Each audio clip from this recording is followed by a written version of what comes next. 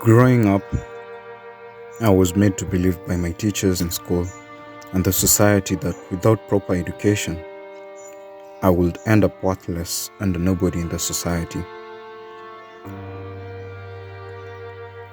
Knowing this, I almost sank into depression after finishing high school, getting some fairly good grade, and reality hit me that my ambition of proceeding to university would be a far-fetched dream.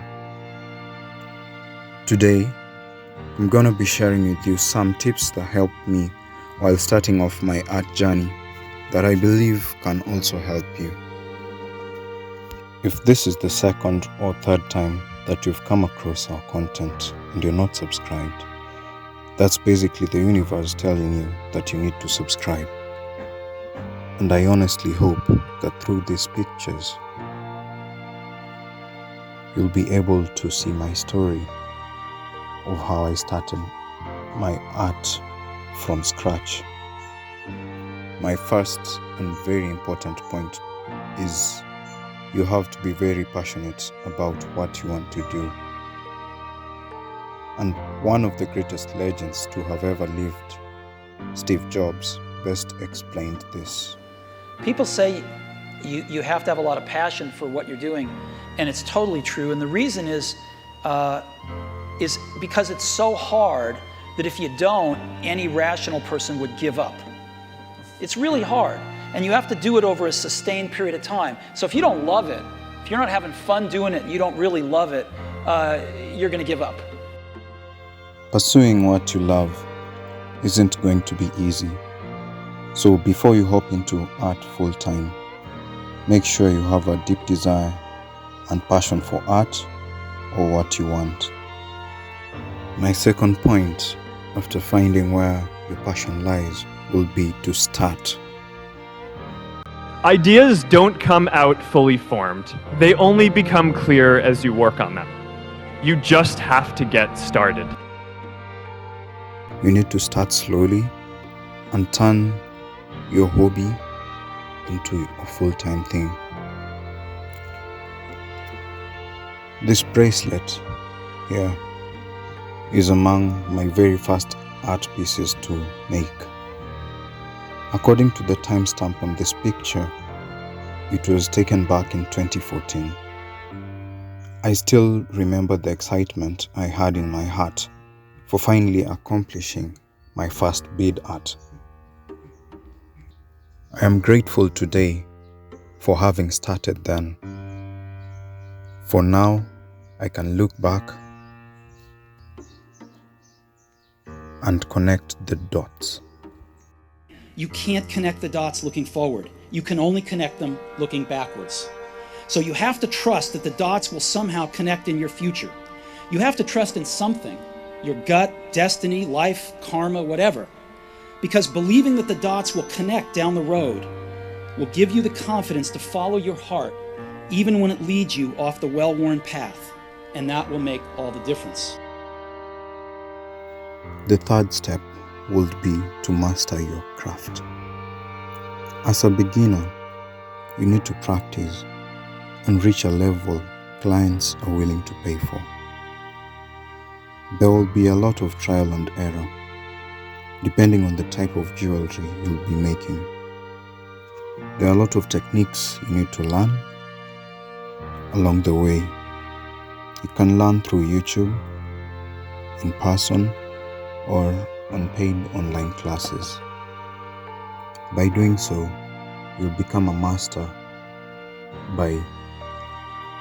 You will become a master through the practice that you'll be doing. The fourth important step will be to document your process. You can take pictures, post them, share them with people on Facebook, Instagram, and the variety of social media platforms that are there available. This will help them see your process. And just like you can see from this video, I have several pictures that I have been taking over time. This is because I was documenting my process. Documenting your process helps getting the word out. because people can see the pictures from where you started to where you are now.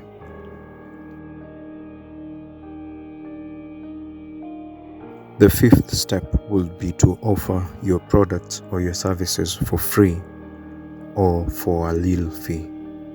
This is because you're not a master at this point, and it will help you get feedback that will help you improve on your quality in the long run. I remember my first several products I gave to my family, friends, who then gave me very important feedback on how my quality would be best improved. The sixth step would be to turn it into a paid service or product. Since you have the experience and examples of your products, and people are becoming more familiar with your work, it's now easier to monetize your product.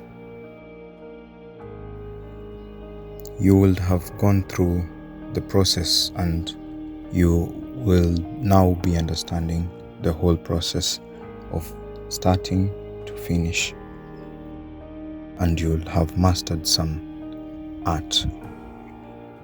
This will be very important for you and your clients. The seventh and final step will be to hire and expand.